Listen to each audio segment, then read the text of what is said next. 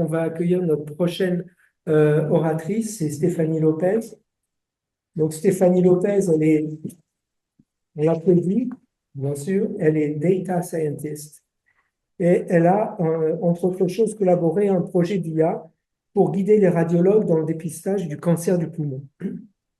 Son rôle était de créer un environnement propice au développement d'un dispositif médical basé sur l'IA pour résoudre un problème de santé. En tant que spécialiste de l'IA, elle va nous aider ce matin à identifier les principales applications de l'IA dans le domaine de la santé.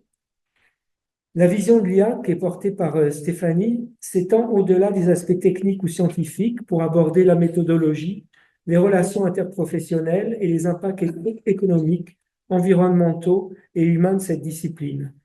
Merci Stéphanie de partager donc avec nous cette vision. Voilà, donc comme Franck m'a bien décrite, je vais passer mon temps à me présenter. Je suis ingénieure en maths appliquées et docteur en informatique et ça fait 7 ans que je pilote un projet pour l'Université Côte d'Azur en partenariat avec le CHU de Nice.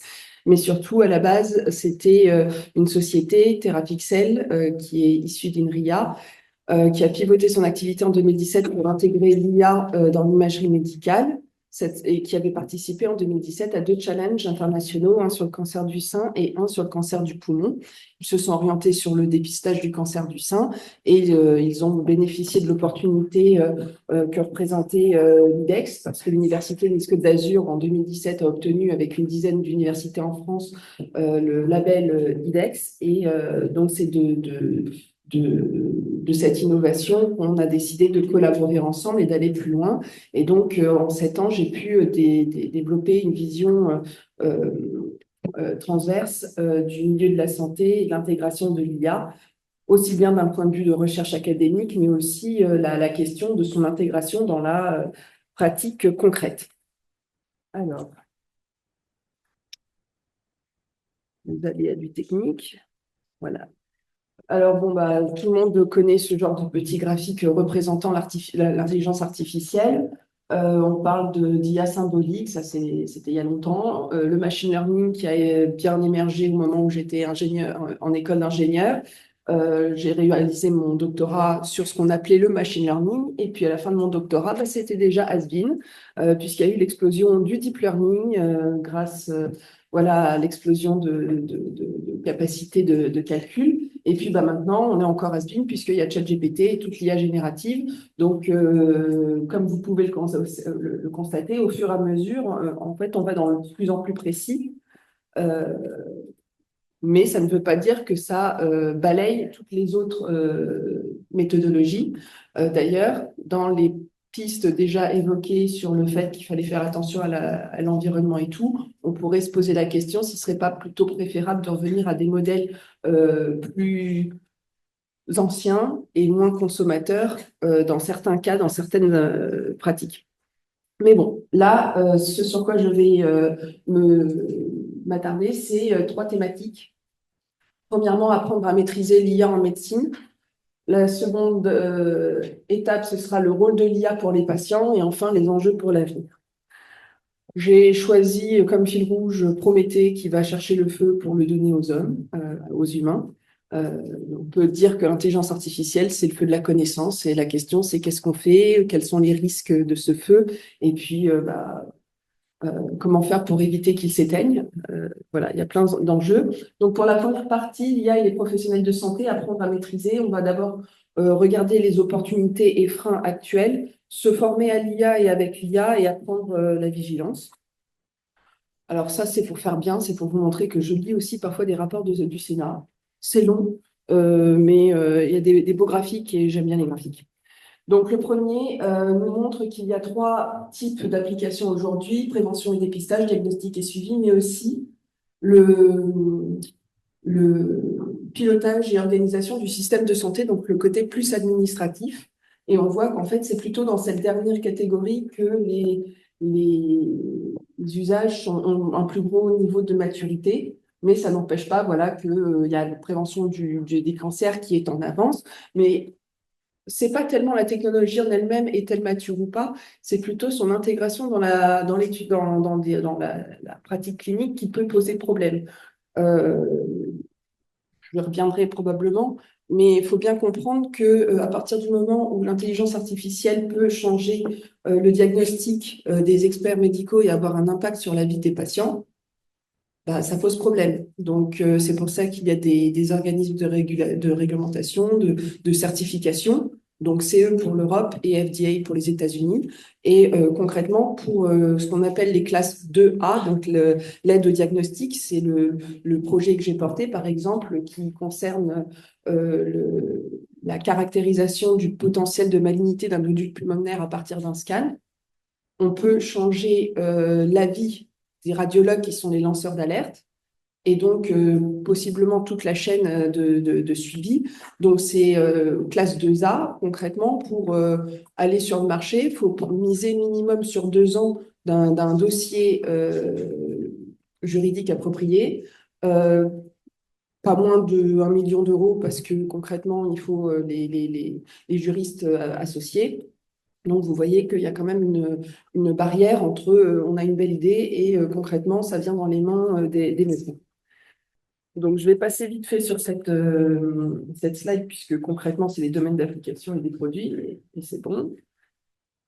Voilà. Et donc, toujours sur ce rapport du Sénat, on s'aperçoit qu'en fait, bah voilà, il y a un certain nombre de dépenses pour la santé, et donc dans la prise en charge, ce qui correspond à 9,2% du PIB en Europe. En France, c'est exactement 12%, et donc 80% pris en charge. Et qu'est-ce que l'IA pourrait apporter? Bah, concrètement, on aimerait bien qu'elle puisse améliorer la gestion des effectifs, l'enchaînement des traitements, la programmation des soins, lutter contre la fraude, suppression des examens redondants. Mais la question, c'est une fois qu'on a réussi à améliorer ces aspects-là, qu'est-ce qu'on fait des économies aussi bien financières que l'économie du temps? Qu'est-ce qu'on en fait? Bah, en fait, ce qu'on attend, c'est derrière une réduction des dépenses de santé, peut-être pour mieux les, les répartir, plus de temps pour la relation entre médecins et patients, peut-être plus de financement et de temps consacré à la recherche clinique et alléger la charge de travail globale des équipes soignantes. Ça, je vais passer. Voilà, il faut aussi prendre en compte que bah, il y a un frein dans cette adoption, euh, et puis aussi des perceptions voilà, autour de ce que l'IA pourrait, comment l'IA pourrait impacter le travail. Donc concrètement, voilà, les médecins exigent que l'IA ne le remplace pas leur jugement. Donc là, c'est le rôle de la responsabilité qui est très importante. Toujours faire attention euh, aux changements dans l'éducation et l'entraînement. Donc voilà, ça, comme vous aurez accès au slide, je ne m'éternise pas non plus. On attend aussi à ce qu'il y ait un gros impact dans tout ce qui est télésurveillance parce qu'en 10 ans, on voit que bah, les déserts médicaux, voilà, les personnes sont de plus en plus dans les déserts médicaux. Il y a une dizaine d'années, on était à 18%, maintenant on est à 30%, et que ce soit dans les milieux urbains ou dans les milieux plus éloignés.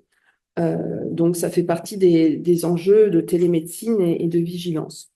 D'ailleurs, voilà, il y a une société, BetRite, qui propose un outil qui s'appelle Oncolaxi. Vous pouvez retrouver des informations sur Internet, qui est à ce jour utilisé par Gustave Roussy.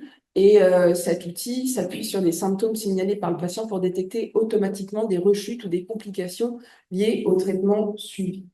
Donc là, on s'aperçoit que ce n'est pas forcément de l'IA dans le milieu de soins, mais que ça peut être simplement à la maison, sans avoir à faire des compléments d'examen, etc., etc. Donc, c'est une solution intéressante. Et ça, comme je vous en parlais tout à l'heure, il y a un marquage européen de classe 2A. Donc, voilà, c'est que ce n'est pas une IA anodine. Elle a un impact sur le suivi du patient, sur son parcours. Il y a aussi un impact de l'IA dans l'industrie pharmaceutique parce que voilà, on peut identifier des nouvelles molécules candidates. Donc, bon, ça, c'est la petite page de pub. Sur mon temps libre, j'anime un podcast de vulgarisation d'applications en IA avec une amie. Et il se trouve qu'on a parlé avec une personne travaillant à Balance Discovery, qui est une société basée à Montréal, Je crois qu'aujourd'hui, nous avons droit à des représentants du Canada, donc voilà, coucou. Vous pouvez retrouver l'épisode donc en suivant ce QR code. Mais aussi, dans tout ce qui est industrie pharmaceutique, vous avez la simplification de la gestion des essais cliniques. Donc ça, c'est un côté un peu plus administratif. Et mettre en relation des informations qui sont transverses et que le cerveau humain a du mal à mettre en relation. Donc, ça représente une opportunité pour les études systémiques pour les maladies multigéniques et multifactorielles. Dans le domaine de l'imagerie médicale, c'est pareil, c'est pas simplement de faire de la détection et de l'évaluation de nodules pulmonaires, par exemple, en ce qui concerne le dépistage du cancer du poumon, mais c'est toute une chaîne de traitement. Donc la question, c'est où est-ce qu'on va se positionner? Est-ce que ça va être au moment de la prise de rendez-vous? Est-ce que ça va être au moment de l'organisation des protocoles? Est-ce que c'est à la fin avec la génération de rapports automatisés? Voilà, ce sont toutes les questions qu'on peut se poser. Et d'ailleurs, pour votre information, il y a une nouvelle technologie qui existe sur l'amélioration de la transmission et du décodage. Et là, on peut se poser la question, est-ce que c'est aux ingénieurs dits data scientists, donc les gens qui apprennent à utiliser à entraîner des modèles, est-ce que ce sont à eux de se poser des questions ou est-ce que ce ne serait pas plutôt aux équipes IT, enfin les équipes du service informatique dans les CHU qui devraient peut-être se former sur cet aspect-là pour intégrer directement ces nouvelles technologies pour simplifier les transferts de données au sein des établissements. Bon, ça, je vais passer vite puisque j'ai cru comprendre qu'on n'avait pas beaucoup de temps. Donc, maintenant qu'on a vu quelques opportunités, il y a aussi les questions des freins. Pourquoi ça ne va pas aussi loin dans l'adoption que ce qu'on s'imaginait? Premièrement, il y a les freins technologiques. Donc, je sais, qui a entendu parler du Health Data Hub? Levez la main. Qui n'en a pas entendu parler? Super, ça veut dire que vous êtes réactif et que je ne vous ai pas perdu. Donc, le Health Data Hub, c'est une initiative nationale qui date d'il y a au moins 5 ou 6 ans et qui aurait pour but d'agréger les données de santé sur une même plateforme. Ceci étant, le problème, c'est l'hébergement de données qui se ferait sur des plateformes Microsoft. Or, c'est sous la loi américaine et non pas une loi européenne, donc ça pose des problèmes d'un point de vue régulateur. Voilà. Ensuite, le problème évidemment humain. Il y a une étude qui montre que 58% des professionnels de santé ont confiance en l'IA. Donc, c'est 40% des médecins qui, eux, n'ont pas confiance. Et puis, les financements et réglementations dont je vous ai parlé, le fait d'aller sur la mise sur le marché, beaucoup de services IA sont basés sur un modèle de financement à l'usage, ce qui pèse sur le budget d'exploitation et ce qui est très difficile à maîtriser sur le plan budgétaire. Donc ça, c'est l'autre question de comment on fait pour se rémunérer une fois que l'outil est mis sur le marché. Pourtant, en parallèle, il y a quand même une demande, malgré cette crainte par rapport à l'usage de l'IA par les médecins. Il y a quand même une double contrainte, c'est que d'une part, il y a de moins en moins de spécialistes. Ça, c'est l'OMS qui le met en avant et qui tire de la sonnette d'alarme. Tout en ayant beaucoup d'examens, de plus en plus d'examens, parce qu'il y a un vieillissement de la population, parce qu'il y a une augmentation de maladies chroniques. Et en même temps, il y a la surcharge de travail chez les radiologues qui peut les amener à un burn-out, et probablement pas que les radiologues. Mais voilà, ce sont deux articles sur lesquels j'attire votre attention, parce que ça veut dire qu'il y a bien un besoin derrière. La question, c'est comment on y répond. Est-ce que la solution avec l'IA est appropriée? Et concrètement, oui, la technologie en elle-même probablement a un gros potentiel, mais la question, c'est comment on fait pour la mener sur le terrain. Donc là, c'est encore pour faire bien, j'ai lu un rapport de l'OCDE qui vous parle d'un immense potentiel et des énormes risques. Alors oui, le potentiel de l'IA, on le connaît bien, c'est stimuler la productivité, mais en même temps, il y a la perpétuation des préjugés et de la discrimination. Donc l'idée, c'est aussi de saisir plutôt les politiques pour qu'on arrive à cadrer les usages et arriver à mettre les moyens là où ils sont nécessaires. Là, maintenant, on passe à l'aspect formation. Comment l'IA peut vous aider à mettre à jour vos connaissances, donc faire un état de l'art régulier. Donc, il se trouve qu'il y a une plateforme qui s'appelle JC, c'est une plateforme française qui est maintenant sur plusieurs pays. Ça vous permet de faire une analyse rapide de l'état de l'art dans votre spécialité. Normalement, il y a des accords avec les organisations qui permettent justement aux salariés de pouvoir en bénéficier à moindre coût. Donc, c'est aussi bien pour les pros de santé que pour les organisations. Ça vous permet, en fonction de vos champs d'intérêt, d'avoir un résumé rapide des derniers articles sortis dans votre spécialité.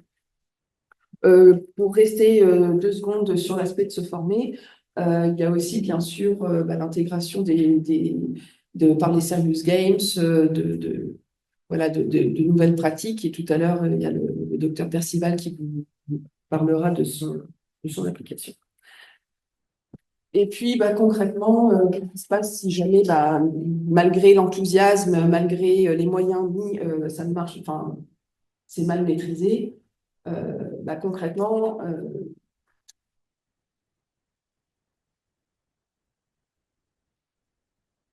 je ne sais plus ce que je voulais dire avec ce slide, l'importance, mais ils sont obligés. Oui, c'est qu'il faut toujours garder un regard critique par rapport à ce que l'IA génère, et c'est ce que disait l'intervenant précédent, c'est qu'il ne faut pas mettre notre cerveau en veille à partir du moment où on se dit que l'IA est capable de faire mieux que nous. Il faut bien prendre du recul, parce que je vais vous donner un exemple particulier pour le cancer du poumon. Dans les années 70, il y a eu l'introduction du filtre des cigarettes dans les cigarettes, et ça a modifié la biologie au niveau de la répartition des différents sous-cancers du poumon. Parce qu'on parle du cancer du poumon, mais à l'intérieur, il y a différentes sous-catégories. Et il y avait une sous-catégorie en particulier qui était très peu représentée. Et avec l'introduction de ce filtre de cigarette, ça a modifié la mécanique. Et donc, concrètement, cette sous-catégorie est devenue majoritaire. Et concrètement, l'IA en général est apprise sur des données rétrospectives. Donc, elle est capable de faire des analyses pertinentes sur des modèles antérieurs, mais probablement qu'elle manquerait des virages, des nouveaux éléments, puisque l'impact biologique, environnemental sur notre corps humain continue à avancer, et l'IA n'a pas forcément intégré ces nouveaux éléments. Donc, c'est pour ça que le médecin doit prendre toujours un regard critique. Voilà. Donc, maintenant, deuxième partie, le rôle de l'IA pour les patients. Donc, on voit qu'il y a une chaîne, évidemment. Donc, au moment de la prise de traitement, les consultations virtuelles, en gros, c'est le pendant de ce que le système de santé a à souffrir de toute la lenteur administrative. Le patient, lui, il va l'avoir, mais d'un autre côté, jusqu'à, évidemment, le suivi de son traitement, le fait d'avoir mal compris ce qui se passe et de ne pas oser demander au personnel de santé. Ça peut l'amener à ne pas suivre son traitement, et donc à avoir malheureusement des effets secondaires importants, et avoir un impact sur sa survie. Mais le frein à l'adoption, c'est essentiellement une méconnaissance au niveau de tout ce qui est données, sensibilité, des données sensibles, pardon. Là, on voit que dans une étude, il y a 44% des patients qui disent qu'ils sont intéressés pour se faire soigner par leur médecin avec une IA. 44%, c'est quand même pas une majorité, c'est même plutôt tiède. Donc, ça se traduit aussi avec, par exemple, Mon Espace Santé, qui est une initiative nationale, mais qui est aussi portée à l'échelon européen. Comment ça se fait que ce dossier médical partagé n'est pas forcément vu d'un très bon œil ni par les patients ni par les médecins? Eh bien, c'est parce que ils sont inquiets par rapport à cette confidentialité des données, et que les professionnels de santé ne l'intègrent pas. Mais on peut se poser la question, pourquoi frein à l'adoption? Eh bien, finalement, récemment, il y a Doctolib qui se positionne sur le marché, et on a l'impression qu'il va plutôt réussir sur cette mission, là où, d'un point de vue purement organisationnel, ça a du mal à émerger. Pourquoi? C'est parce que sur le plan réalisation, le gouvernement s'est focalisé sur un besoin au niveau des données, alors que Doctolib part de l'usage, il part directement de la solution. Il sait ce dont les patients ont besoin, il est déjà implanté sur des tâches de prise de rendez-vous, ça marche. Et donc, c'est par là qu'ils vont proposer une autre solution pour embarquer cette numérisation du dossier. Il y a un autre élément important, c'est de rendre le patient acteur. Ça permet de le rassurer et de peut-être mieux comprendre les différents aspects. Et là, par exemple, il y a une société qui s'appelle Ancora qui propose une plateforme pour leur permettre d'associer, de trouver une étude clinique qui puisse être associée à leur pathologie. Donc, ça leur permet aussi d'avoir conscience voilà, qu'ils peuvent participer et qu'ils auront un retour. Et concrètement, bah, c'est basé aussi sur l'IA et sur un côté personnalisé, puisqu'à partir du profil du patient, bah, cette IA pourra proposer les études cliniques les plus adaptées. J'ai entendu que les deux précédents présentateurs ont parlé d'IA générative. Euh, Concrètement, on parle beaucoup de ChatGPT, mais il y a d'autres enjeux. Il y a la création de modèles artificiels. Et il y a un intérêt, j'en ai entendu parler récemment à l'Université de la e-santé en Occitanie, je parlais justement des études cliniques, les patients n'ont plus envie de participer aux études cliniques, ils ont un risque de se retrouver dans le bras placebo. Donc la question, c'est comment faire pour éviter de mettre à mal une étude clinique, parce que ça a quand même des frais non négligeables, quelques centaines de milliers d'euros, si l'étude clinique n'arrive pas au bout parce qu'il y a un manque de participants. Donc l'idée, c'est d'essayer d'imiter, de faire voilà, des données synthétiques, en gros d'essayer d'imiter le modèle humain et de lui proposer un pendant synthétique qui serait l'élément suivi pour le bras placebo, pendant que les patients auraient, eux, la possibilité de participer au bras avec le traitement, la molécule active. Et tout ça pour conclure sur l'aspect patient que on souhaiterait quand même arriver plus sur un volet préventif plutôt que curatif, puisque ça diminuerait nettement, bien sûr, les frais en termes médicaux, mais aussi pour les patients, concrètement, ce serait quand même mieux pour leur vie. Et là, il y a une autre application qui s'appelle Dépistez-vous. Et au-delà du patient qui doit être acteur, c'est aussi d'amener au patient l'information au travers des entreprises. Donc, par exemple, cette application Dépistez-vous fait voilà, travaille avec les mutuelles et les entreprises pour que justement les patients qui ne sont pas concrètement ciblés dans les études de dépistage habituellement, puisque par exemple le cancer du poumon, normalement, c'est à partir de 55 ans, mais on s'aperçoit maintenant que la population cible commence à être de plus en plus jeune, et ce serait bien que ce soit au travers des entreprises que le message passe et que les outils d'IA soient utilisés. Et enfin, la dernière partie, je ne sais pas combien de temps il me reste, 2 minutes peut-être.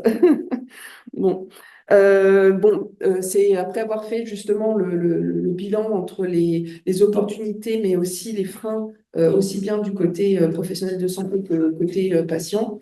La question, c'est comment on fait pour éviter l'incendie et en même temps éviter d'éteindre tout, hein. Il ne faut pas être non plus soit dans une extrême naïveté et penser que l'IA va tout résoudre, et de l'autre côté, de dire non, l'IA, c'est le mal et ça va tout éradiquer. Voilà.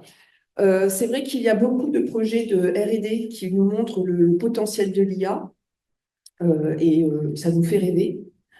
Mais concrètement, il y en a très peu, comme je vous l'ai dit, qui arrivent sur le marché. Euh, il y a des résultats prometteurs, mais concrètement, on ne sait pas comment les évaluer. On dit, ah oui, l'IA fait mieux que le médecin, mais on oublie que l'IA ne sera pas toute seule. En tout cas, pour le moment, à ma connaissance, il n'y a qu'un cas aux États-Unis, c'est pour le dépistage de la rétinopathie diabétique. C'est le seul cas où l'IA est intégrée sans surveillance humaine.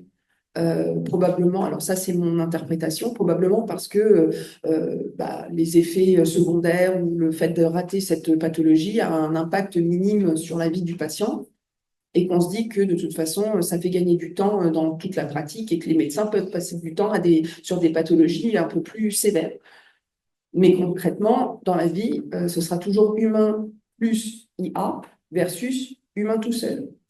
Et malheureusement, aujourd'hui, il n'y a pas beaucoup d'études sur cet aspect-là. Et une même technologie qu'on va présenter sous deux rapports différents n'aura pas le même impact au niveau du biais d'interprétation en fonction de la façon dont le rapport aura été présenté. Il y a beaucoup de recommandations aussi qui sont faites sur les problèmes d'organisation, mais très peu sur l'intégration concrète dans le milieu clinique. Et voilà. Donc ça, c'est un article que vous pouvez retrouver sur BMJ Health and Care Informatics. Un autre problème, c'est que tous les projets d'IA ne sont pas forcément testés cliniquement avant d'être mis sur le marché. Il y a des études qui se font, mais elles sont très restreintes et finalement, on arrive à prouver la non-infériorité de leurs résultats sur des petites équipes, mais finalement pas vraiment d'expérimentation sur 2-3 ans dans une étude clinique. Par exemple, pour mon projet, on a mis 6 ans pour le développer, donc 2 ans pour faire une preuve de concept. Ensuite, il y a eu une phase de recherche de financement, dont 200 000 € avec AstraZeneca.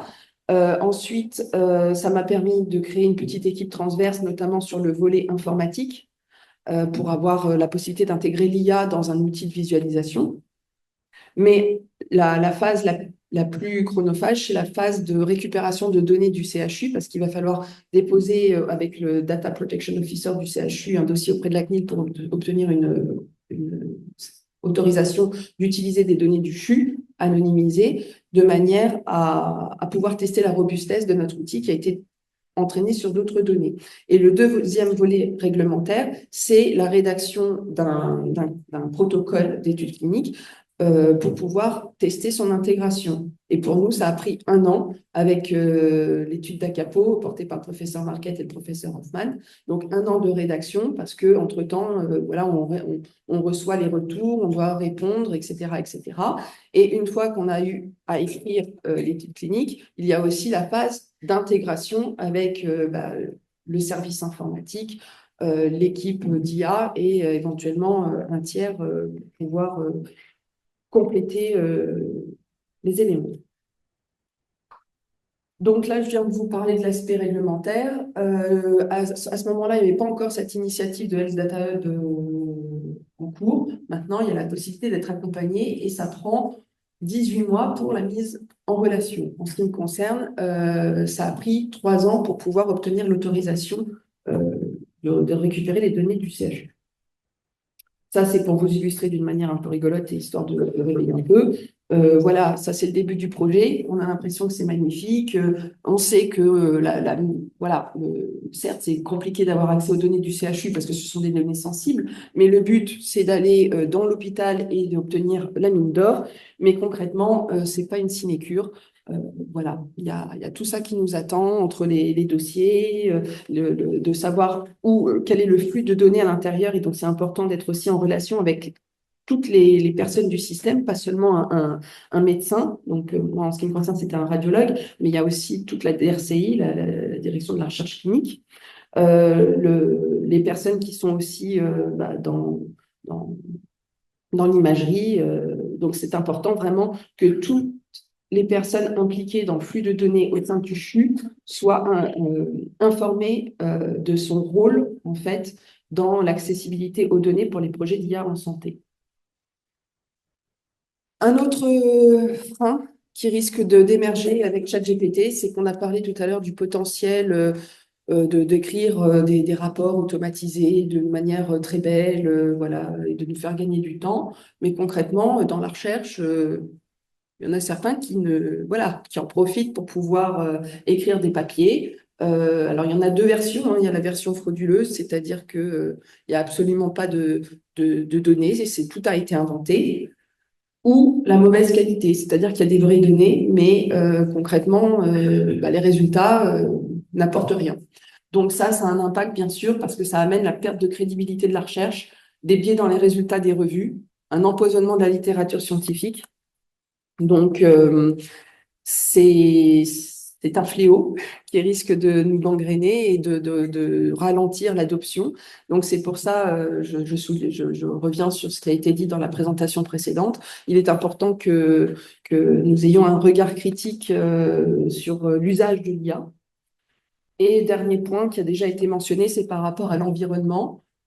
Concrètement, déjà, le système de santé commence à se poser des questions. Il y a un livre blanc concernant la radiologie qui a été émis où on s'aperçoit que un IRM consomme autant d'énergie que 700 foyers européens moyens, que plus de 5%, c'est la part de l'informatique interne dans le bilan carbone d'un CHU moyen. Donc, on voit qu'il y a voilà, tout un système à revoir. Et si en plus de ça, on rajoute l'IA, bah, concrètement, voilà, on n'est pas au bout de nos peines. C'est pour ça qu'il est important de garder à l'esprit voilà, quelques ordres de grandeur. Là, c'est plus dans un cas dans la vie quotidienne, c'est la génération d'images via l'IA générative est bien moins polluante que de déplacer 20 personnes et tout le matériel pour un shoot photo. Si on fait un parallèle avec la santé, bah, c'est pareil, est-ce qu'on est capable de faire un certain nombre de suivis médicaux chez le patient directement au travers de dispositifs de formulaires que lui peut remplir de chez lui plutôt que de le faire déplacer, d'autant plus s'il est dans un désert médical où c'est nécessaire d'aller dans des villes assez éloignées.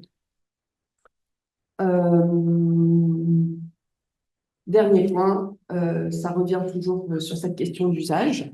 Concrètement, c'est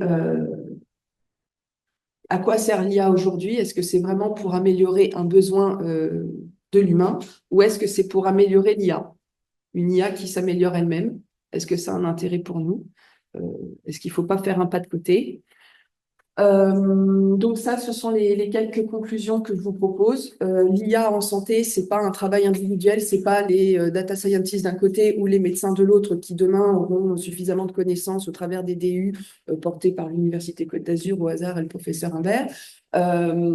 Mais c'est vraiment un travail collaboratif. Chacun a sa spécialité. C'est le système de santé est très complexe, donc chacun en connaît une partie. Mais cette partie est déjà très complexe, donc c'est important que voilà, ce soit un travail de groupe. Repenser l'usage, c'est bien de voir comment l'IA peut améliorer l'organisation administrative et déjà permettre un mieux-être chez les médecins et en particulier, pour ce que je connais, les radiologues. Il y a des études qui montrent que c'est à peu près 30% de leur travail. S'informer, donc je vous ai parlé, il y a aussi les réglementations. Rendre le patient acteur. Et c'était l'autre. Toujours le patient au cœur du système de soins, mais pour ça, il faut que toute la chaîne autour soit bien huilée, avec des pensées éthiques aussi bien sur le côté médical que sur l'aspect certification, sur l'aspect évidemment environnemental, parce que ça a un impact dans notre vie au quotidien. Et donc, merci de votre attention. J'espère que voilà, c'était intéressant. Et si vous voulez avoir plus d'informations sur le projet que j'ai porté, il y a un article dans Social Mag.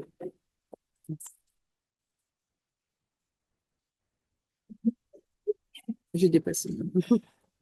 Merci beaucoup, Stéphanie. Est-ce qu'on a des questions dans la salle de la part des étudiants, des collègues? Oui. Merci Stéphanie pour ta présentation. Moi, j'ai peut-être une remarque et une question qui parlait de la différence entre le dossier médical partagé et le Covid. Je voulais peut-être juste parler de tout à fait. Peut-être, est-ce que tu peux nous préciser en fait, la différence dans la protection des données entre ce qui est de l'ordre du Covid et ce qui est de l'ordre du DMP? Je pense que c'est important de faire la différence entre les deux, notamment pour les professionnels de santé qui sont présents. Alors, concrètement, j'ai vu l'information il y a 2 jours parce que je cherchais des informations sur le TMP pour pouvoir mettre en avant un peu les difficultés, le fait qu'il y a des freins. L'enjeu derrière, bien sûr, c'est pour le parcours patient, pour qu'il y ait toutes les informations stockées au même endroit et qu'on ne soit pas voilà, amené à perdre la moitié du dossier parce que l'information se transfère mal, mais il y a un deuxième enjeu, je pense, et c'est plus du côté de la recherche, c'est d'avoir une standardisation des supports numériques aussi. Mais concrètement, c'est clair que Doctolib, bah, c'est une société privée, alors que bon, bah, le DMP, c'était plutôt un enjeu national. Voilà. Mais je pense que à partir du moment où Doctolib peut rentrer sur le terrain, ils vont certainement eux aussi avoir à, comment dire, à répondre des enjeux purement réglementaires. Donc ça, c'est évident. Après, la question, c'est est-ce qu'il y aura un partenariat entre voilà, le système de santé national et cette entreprise pour permettre justement voilà, une intégration plus fluide et mieux menée plutôt que d'essayer de faire deux projets séparément et de pas mettre en commun les avantages de chaque dispositif. En fait, Doctolib est déjà implanté, les patients partagent déjà une partie de leurs informations pour pouvoir enregistrer leur rendez-vous. Après, j'ai envie de rappeler quand même qu'il y a quand même une grande dissonance cognitive, c'est que les patients, ils veulent pas partager leurs données de santé, mais d'un autre côté, ils ont validé toutes les conditions Facebook, ChatGPT pour pouvoir voilà, utiliser ces plateformes. Donc, voilà, faut remettre le problème là où il est. Donc, votre question sur ce sujet? Oui, En fait, pour moi, je suis infirmière libérale, on travaille énormément avec les équipes. Donc, ça, c'est les médecins traitants, on n'a pas forcément le temps de se déplacer au cabinet des ordonnances. Donc, on vous a toute la journée. Et en fait, on a énormément de médecins traitants qui nous partagent les infos et nous aussi, on transmet des infos médicales qui gardent la messagerie de sécurité. Et on s'envoie aussi les ordonnances. Ça, en termes de légalité, le stock des données, c'était à l'étranger. Donc, en fait, on est hors des. Alors oui, mais je pense que justement dans cette perspective, c'est qu'ils ont dû analyser ce besoin, ils ont déjà remarqué ces échanges qui sont illégaux, enfin en tout cas à la frontière de la légalité, disons, et que c'est peut-être dans cette perspective que Doctolib va essayer de faire un espace d'échange plus sécurisé. De ce que j'ai lu, c'est en tout cas il commence à dire Doctolib est en train de prendre le pas sur le DMP. Ça, c'est ce que j'ai lu. La question, c'est est-ce que j'ai vu qu'il y a une entité qui s'appelle Doctolib Santé. Donc, est-ce que ce truc Doctolib Santé est déjà en cours de réalisation pour remplacer l'initiative DMP? Mais concrètement, de ce que j'ai eu comme retour là, lors de l'université de la e-santé en Occitanie, c'est que certains patients sont prêts à mettre comment dire, leur prescription et tout ça en ligne, mais il y a certains médecins qui, eux, sont réfractaires. Et par exemple, pour les prises de sang, ils vont préférer passer par un laboratoire privé plutôt que de mettre directement sur la plateforme. Donc, a priori, c'est des deux côtés qu'il y a une méconnaissance du dossier médical partagé. C'est là où est le frein, en fait. Donc, c'est pour ça qu'il faut garder cet équilibre entre qu'est-ce qui existe déjà, qui a l'air de fonctionner. Bon, on est d'accord, c'est pas les conditions sécurisées et c'est pas bien, mais ça a l'air d'être la porte d'entrée.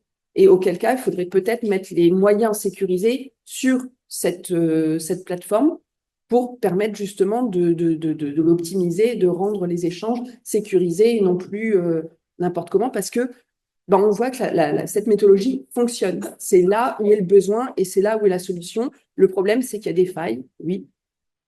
En tout cas, c'est mon interprétation de ce que j'ai lu encore une fois. Le dossier médical partagé, ça fait quelques années. On a des statistiques comme quoi, oui, les gens se connectent, mais concrètement, est-ce qu'ils l'utilisent? Est-ce que les médecins l'utilisent? A priori, aujourd'hui, ce n'est pas vraiment le cas. Donc, voilà, il faut faire le bilan des deux solutions et laquelle est la plus avancée dans l'usage. A priori, c'est Doctolib. Mais c'est effectivement pas la solution la plus sécurisée. Donc, c'est peut-être là où les efforts doivent être menés pour que le DMP puisse voir le jour et être utilisé efficacement. Mais ça, c'est pas mon travail. Je suis dans l'intelligence artificielle sur les images. Est-ce que je peux intervenir sur ce point? oui. Oui, donc j'ai la chance ou la malchance, je sais pas. J'ai eu mon fils a travaillé chez Doctolib pendant 8 ans, donc j'ai des informations un peu plus précises. Ça s'accompagne également.